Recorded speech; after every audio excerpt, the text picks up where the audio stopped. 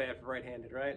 Okay, so this is an old Hofner guitar that I got my hands on, and check out that headstock there. It's huge, and it has the classic knobs and switching that you see on old Hofners, and these two little Hofner pickups. Now, I bought this in a Wawa parking lot, and I bought a little Smoky amp to try the pickups out, and it didn't sound very good, but you know, playing through a Smoky amp, whatever, you know. But then when I got home, I plugged it into an actual amp, and these pickups were just the worst. They had no output, and the A string was dead. There was no sound from the A string on either pickup. So I took them all apart, and I found inside these coils here, and they are just ancient looking. Look at these coils here. I mean, look at that.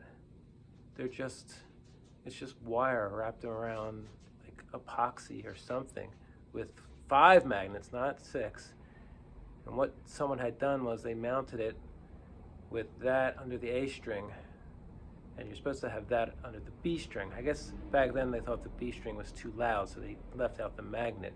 That happens on a lot of de-armaments and stuff like that, because I think the B string is loud compared to a wound G, so they do that.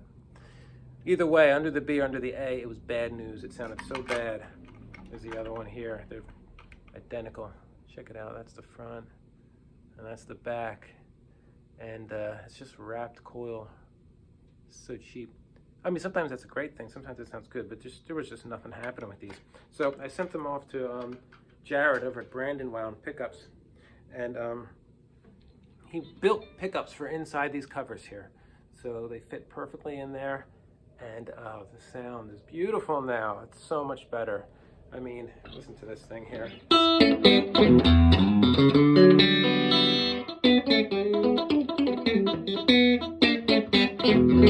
Sparkly and clean, everything is the same volume.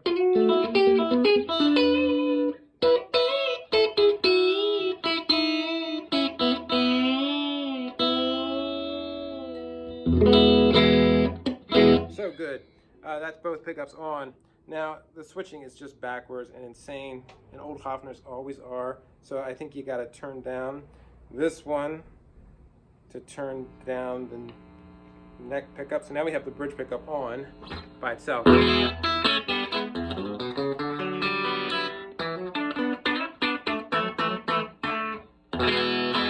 Right up against the bridge there. That's how you get that spank. Alright, let's turn the neck pickup back on. Turn the bridge pickup off here, and then don't hit the other switch, of course. That's how I switch the pickups. I don't like using these switches here. It's just total confusion. So let's just turn them off and on with the volumes.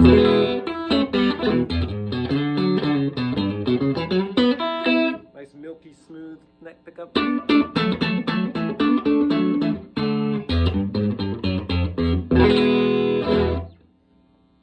turn them both back on. And by the way, these knobs are not very tight. I think I already tightened one a little too much, and it broke, so I had to glue it back together. So I'm not tightening them too much, so they do spin too far sometimes. They'll just keep spinning, but they still work. So you just turn the opposite direction, and you'll feel it stop. And that's the bridge pickup by itself. Turn it back the other way, and that's both. So it's quirky, definitely quirky on the electronics, and I guess somebody could go in there and start changing pots, and they reissued these knobs too, so you can put new knobs on there. But I'm trying to keep everything original. Also, there was a break in the pickguard when I got it. There was a hole. So I built a piece that fit in there perfectly.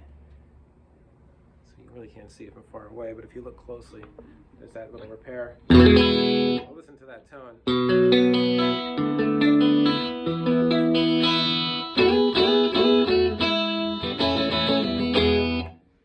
It's those big headstocks. I saw you, they sound good. Let's go back to right-handed here.